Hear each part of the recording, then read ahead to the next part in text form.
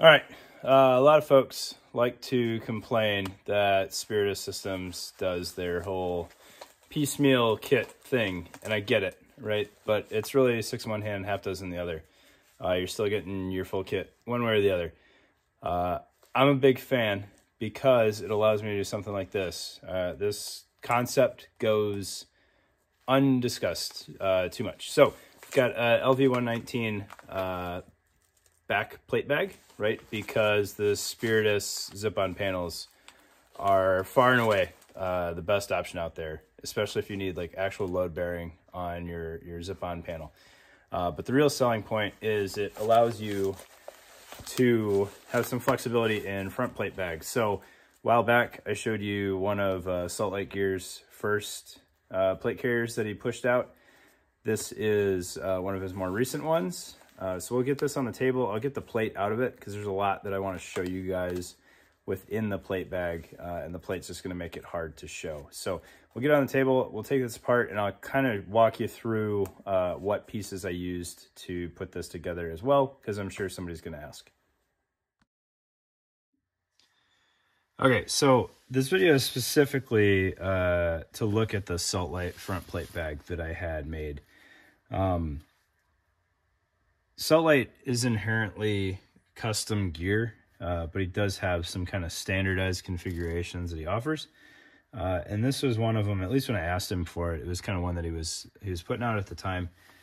So I'm sure he would be happy to go back to it if he got requests for it. So it's very reminiscent of a JPC front plate bag with some minor differences. So looking at the shoulder straps here, his stuff does inherently have the more wide set shoulder straps, which I'm a big fan of. I just find them more comfortable.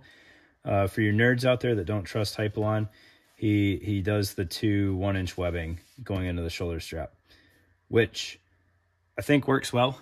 I haven't had any issues with my Hypalon. I see some wear on my JPCs, but I'm not overly concerned about it. That said, the 1-inch webbing does potentially provide the benefit that you can put a more aggressive clip-on push-to-talk if you want on that shoulder strap, and it's not going to bite into the material like it would Hypalon. That's one potential weakness of Hypalon.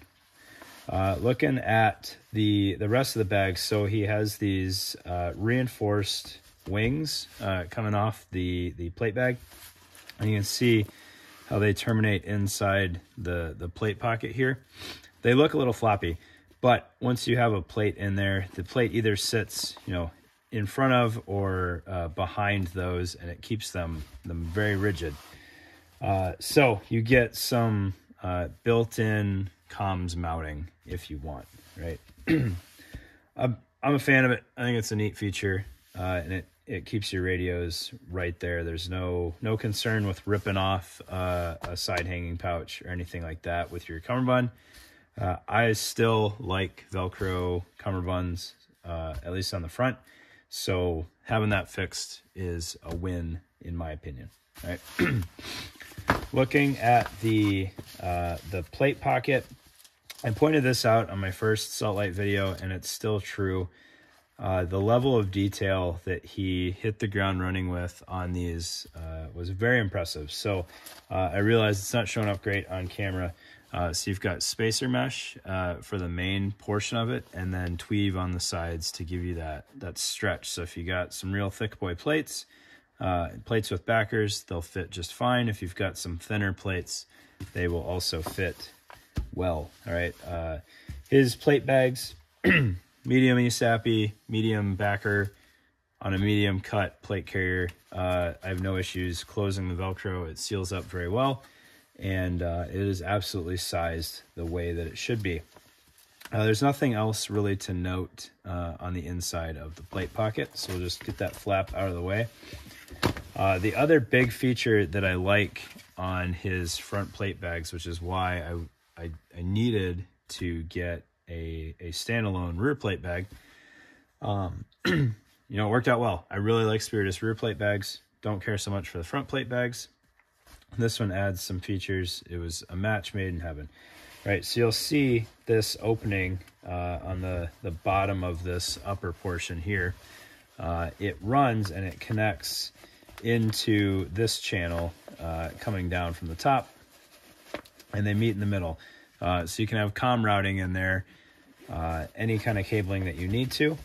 But what's nice is on his built-in admin pocket here, one, it opens up really nice and wide, pretty easily. You got a little pull tab there, 1-inch Velcro front and back, some elastic retention inside, and then that pass-through feeds into here about at the top of the elastic there. So if you have some ungodly long push-to-talk wire or any other cabling coming off your comm suite, it'll tuck in here nice and neat. It's a rather deep admin pocket. It comes all the way down to this seam, so you can tuck that cabling in there and still use the admin function of it without any issues. Big fan of that. Comms routing has always been something that I've never been good at. I've never really found the time to do it correctly, and this just makes it so much easier. You just run it through, hide all the excess in the admin pocket. It saves you some snag hazards. If you need to mount a push-to-talk, you can do so right on the bib here, and then secure the rest of that wiring. Right? He also has the side release buckle mounting point, which is at a pretty good height. It plays well with most of the placards that are out there. And then you still have an upper portion where you can clip on push-to-talks if you have an end-user device in the middle. And then really the last step, and I think this is fairly new for these, is it's loop on top, which will allow it to marry with your Cry products and your Spiritus products. But he also has a hook on the inside, if I can get this extra piece on here. I don't remember what other platforms on the market have the rear plate bag coming under the front plate bag, but that's there if you need it. And if you don't, you can either tuck that away with a chunk of loop so that it's not tearing up your shirt, or you can leave it exposed, get this bulk out of the way, and just put a shoulder sleeve over that to keep yourself protected from the exposed hook. All right, so very, very nice front plate bag, very reasonably priced considering he's doing this himself, and I'm a big fan of that. All right, so we'll kind of push that to the side, and then we'll bring up the rest of the setup here, because I do have a couple products that I've never talked to before. So I think in my LV119 video, I had their elastic celled cummerbund, excuse me, and talked about that, but I didn't have any experience with their skeletonized cummerbund. So I still loathe setting up Spiritus cummerbunds. It is an awful system, and I hate it, and I wish they had a better way of doing it. It's really not enjoyable, especially when you're sizing it and working with side plates and potentially radios and a lot of back and forth with, you can't, it's, you know, until it's configured, it's not going to support the weight of the side plates. So you got to keep the tension on there. You got to figure out where everything goes. I hate it. Spiritus, please come up with a different system for the cummerbunds. That said, once it's all set up, it's relatively drama-free. You still have flex because it's tied in with shock cord, excuse me. So you have that skeletonized lace-in cummerbund, which I like more. It's just really hard to do on here. All right, so Spiritus rear plate bag, because the back panels are phenomenal. And then I went with the skeletal cummerbund from them. I had put a poll what LV119 cummerbund to use, and Axle was far and away the recommendation, but I've already got an Axle cummerbund, so I went with Spiritus just to try it out. I'm impressed, mostly impressed. It is reinforced, so you have some structure to it. It's not just loose webbing. I wish there was some vertical reinforcement throughout. Maybe even just 2 columns to have a bar sewn in there. It laced in. It's more difficult to lace these in than the elastic celled ones. The elastic celled ones just go in 1 notch and you just tie it in there, and you really don't size those too much. At least the one that I used, it lined up with the outermost notch. I did step up to a large, extra large, so that I could have side plate pockets and radios internal. Already explained why that's a thing, right? You got to size up to make that work. Another product that I have not previously examined was the Spiritus side plate bags. For whatever reason, their media on the website, I couldn't wrap my head around them. It's a 2-part system. So you've got the main plate pockets or plate bags. I can't remember exactly what they call them. And then they've got like the caps. The caps extend it to allow you to use side soft armor, like 6x9 panels, which are nice. You don't need that if you're just doing 6x6 side plates. So I don't really have any complaints about these. They lace in just 2 columns. That part was a little interesting to me, that it's 2 columns kind of offset instead of 2 columns, split on both ends. So this one end of your side plate is just kind of out there.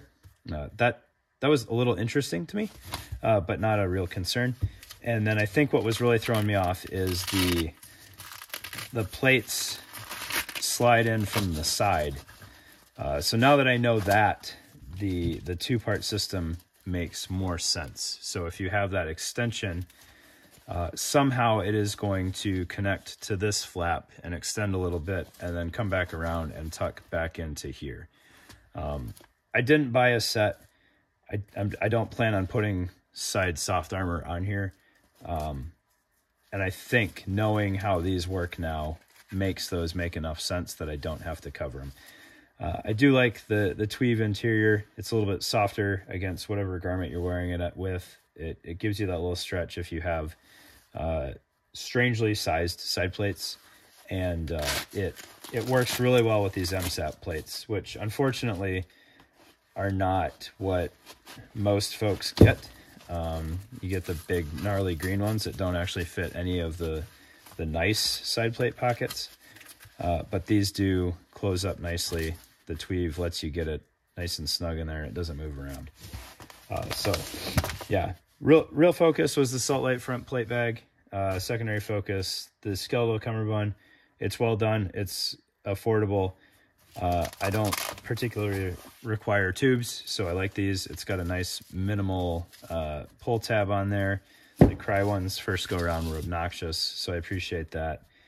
The only thing on this system that gives me any real reason for concern is I'm mounting split shoulder straps to the narrow Spiritus shoulder straps.